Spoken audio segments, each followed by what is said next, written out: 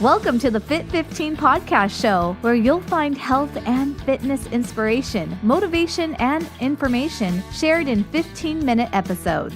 Tune in while getting a move on to make leading and enjoying the benefits of a healthy lifestyle almost too easy. It's the Fit 15. And now your host, Catherine Basu. Welcome to the Fit 15 podcast show. I'm your host, Catherine Basu, and my guest today is Dr. Erin Nitschke. She's been in the fitness industry for over 15 years and has a ton of experience. I could have had her on the show for hours and we could have covered so many topics, but what we chose to cover is something that Dr. Nitschke has been feeling passionate about lately, and I've been asked about lately. I've actually had several past guests, as well as several of my clients and Instagram followers in the last few months, ask about how to break into the fitness industry. And this is what we're going to talk about on the show today, and about just some trends that we're seeing in the industry. So if you are curious and want to share your love of fitness and your passion for fitness, even if it's a newer love and passion for fitness, I'm so excited to have you listen to this conversation and be able to reach out to Dr. Nitschke if you have any questions. She has very kindly offered that option to you. So definitely don't take that for granted. And if you have any friends looking to break into the industry, I'd encourage you to share this episode with them as well. Okay, so who is Dr. Erin Nitschke? She is an NFPT-CPT, NSCA-CPT, CPT stands for Certified Personal Trainer, an ACE Certified Health Coach, Fitness Nutrition Specialist, Therapeutic Exercise Specialist, PN1 Certified, that's Precision Nutrition Certified, a Health and Human Performance College professor, fitness blogger, mother, and passionate fitness professional. She has over 15 years of experience in the fitness industry and college instruction. Erin believes in the power of a holistic approach to healthy living. She loves encouraging her clients and students to develop body harmony by teaching focused skill development and lifestyle balance. Erin is also the Director of Educational Partnerships and Programs for the NFPT. She is an editorial author for IDEA, NFPT, the Sheridan Press, and the Casper Star Tribune. You can visit her personal blog at belivestaywell.com. So welcome to the podcast, Dr. Nitschke. I'm really excited to have you as my guest today. Thank you. I'm excited to be here. And I wanted to ask, is it okay if I call you Erin throughout the podcast? Oh, yeah, please do. Actually, I would prefer that. Awesome. Well, I appreciate it, and I'm glad to have you here with all your background, and it's really exciting to have you as a guest. So I appreciate you taking all that great educational background to the podcast. So it's exciting. So one thing we were chatting about, I told you that I have most of my listeners are beginning exercisers, but one of your passions in the industry and things that or people that you work with are professionals that are trying to break into the fitness industry. So, and while I do have a lot of beginning listeners, I find that many of them, once they get started and see the benefits of fitness for themselves, they want to also consider pursuing a career in the fitness industry, which I love, and I try to give them my advice, but I would love to hear what your advice might be. Okay, definitely. So breaking into the fitness industry kind of depends on where you see yourself being in the industry. There are so many different arms. And I think that's one of the really great things about the health and fitness industry is it's not self-limit. It's not limiting. It's only limiting by whatever limitation you place on yourself. So definitely if you're thinking about getting into the fitness industry, the first place you need to start is with a certification and getting that background, getting certified and figuring out what your niche is. And there's a lot of different ways that you can work in the industry. You could certainly teach. You could be a personal trainer. You could be a health coach.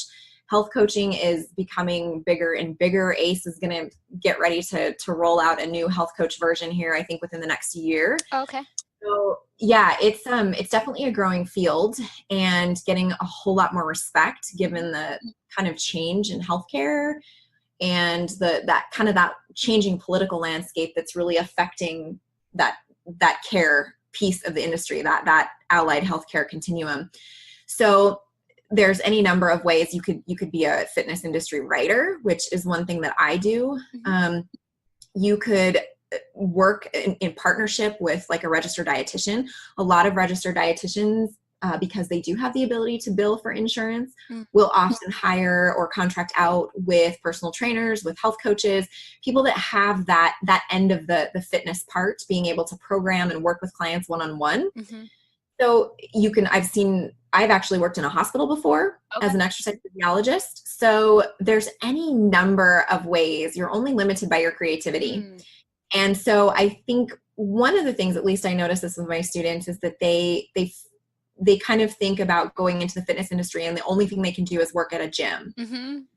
And while there's that aspect, that's certainly an arm of the industry, and it's a very popular one, but there are many, many, many other places you can work, and you're not limited to that environment. So if that's not something that appeals to you, and that's maybe something that's holding you back from pursuing getting into the industries because you think maybe it's just limited to working one-on-one with someone inside of a gym, a big box gym or something like that. It's really not. The industry has changed so much in the last 20 years. And I think in a very good way. There's a lot of virtual fitness opportunities out there, which I know sounds like kind of counterproductive, because, there's on one side of the coin, we're arguing that people spend too much time, sitting. Right. and being connected, which is true. But now the industry is kind of like, if you can't beat them, join them. So let's meet them where they're sitting and get them inspired about being able to do this anywhere. So, there's a lot of online personal training, which I know sounds completely crazy. If you're not in the industry and you think about that, be like, well, how would someone train me online? Believe me, it can be done, and it can be done very well. Which I think is a really great option for someone that might be in a limited geographic area where maybe there's not a huge population of people that are going to come for your services. That can expand your reach all the way across the United States internationally. Yeah. So. Hey friends, it's Catherine, and that sound was your halfway point reminder. If you're joining us and going for an out and back 15-minute walk, you want to turn around now. All right, back to Erin. Definitely. I think that the biggest place to start is looking into the organizations that you want to get certified through and finding out what's my why? Why do I want to be in this industry? What draws me to it? And from there, figuring out who do I see myself working with? Do I want to work with kids? Do I want to work with active older adults? Do I want to work with postnatal moms? And asking those questions and finding out, really taking, I guess, that introspective look at where you want to be and what is it what's your goal of being in the industry? But the number one thing, regardless of where you want to be, is you've got to have a certification, a quality accredited certification. And can you share this? Because I have some resources that I try to send people to, but maybe you have some better ones that I maybe don't know about. So how would people know, or what are some basics of the program that they're looking at? What would be something that would be a red flag that it's not a good thing, or a sign that it's a good certification?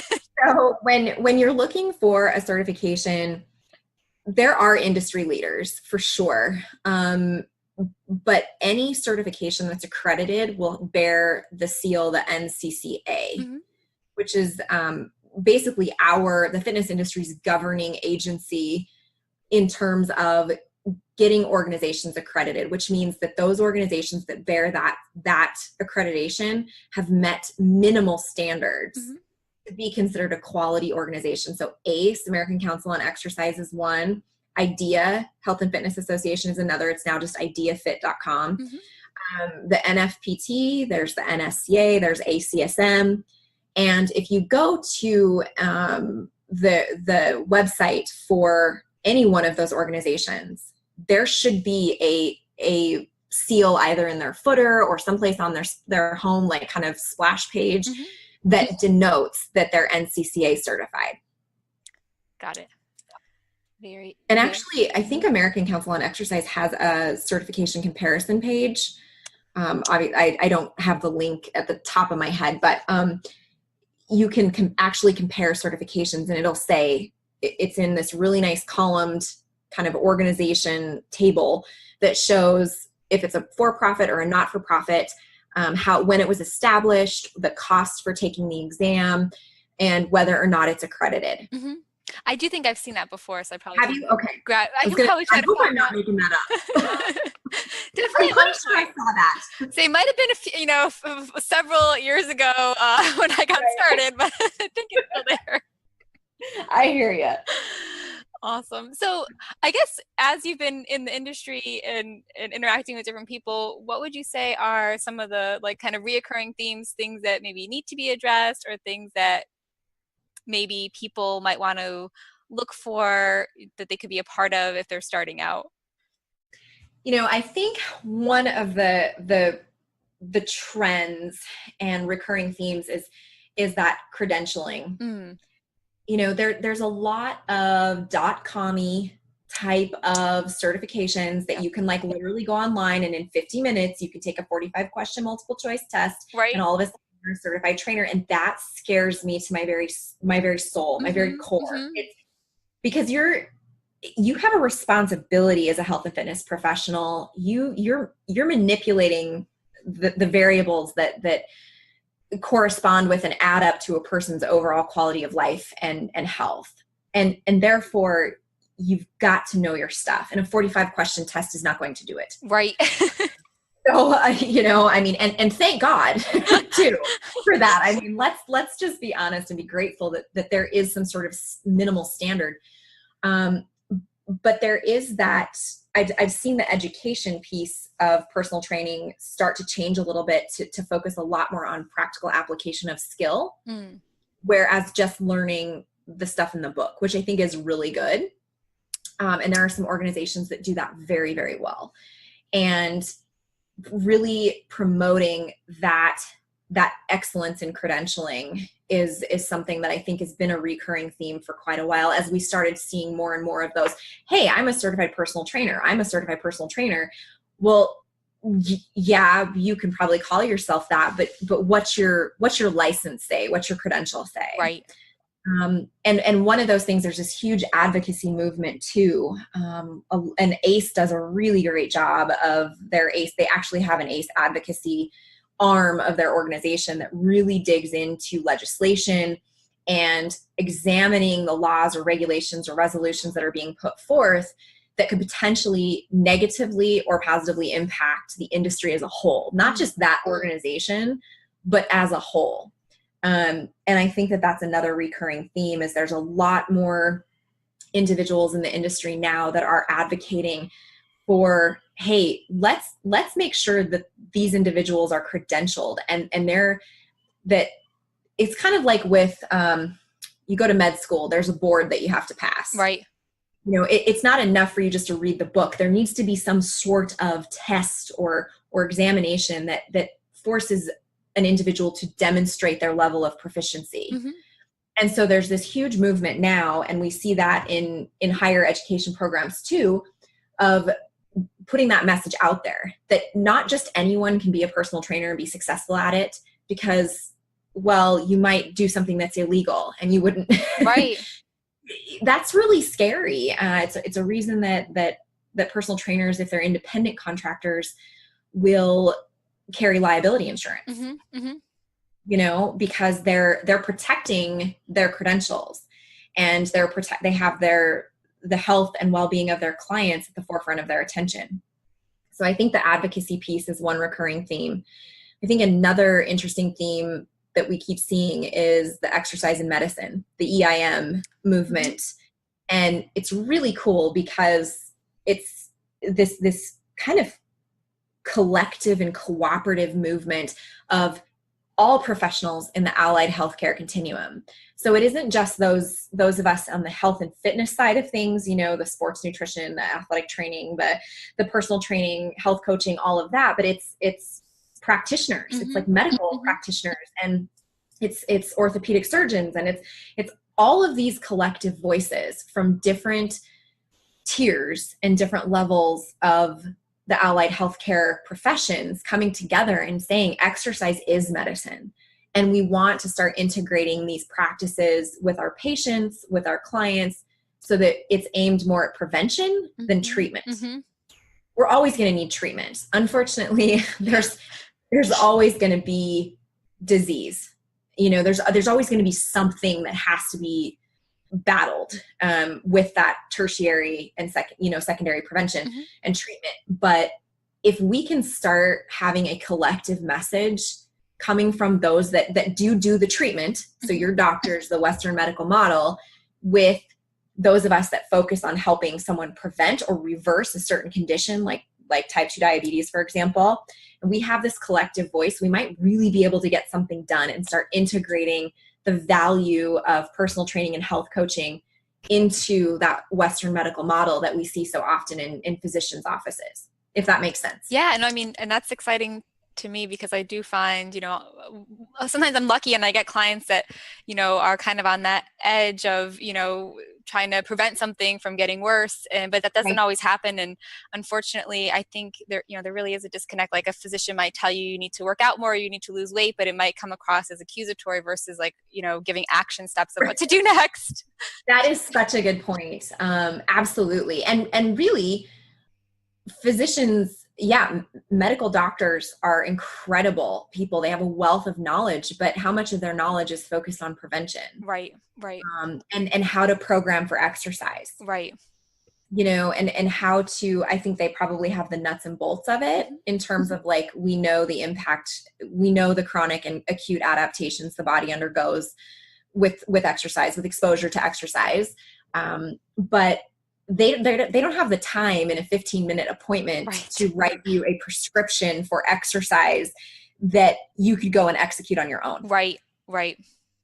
And so I'm really excited to see how exercise as medicine might force a change in the way treatment is approached. And I kind of see it being more of not to use the word intrusive in a negative way, but really that intentional and intrusive kind of programming that, okay, I'm your doctor and these are your risk factors.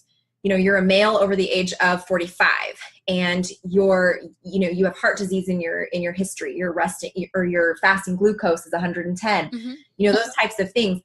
These are your action steps. And then they have some sort of health coach or personal trainer or some sort of fitness professional that bears that knowledge and is able to take those action steps and formulate some sort of program for a patient to follow, so that we can then start shifting that person's metabolic fitness in such a way that doesn't maybe require chronic use of drugs. Right.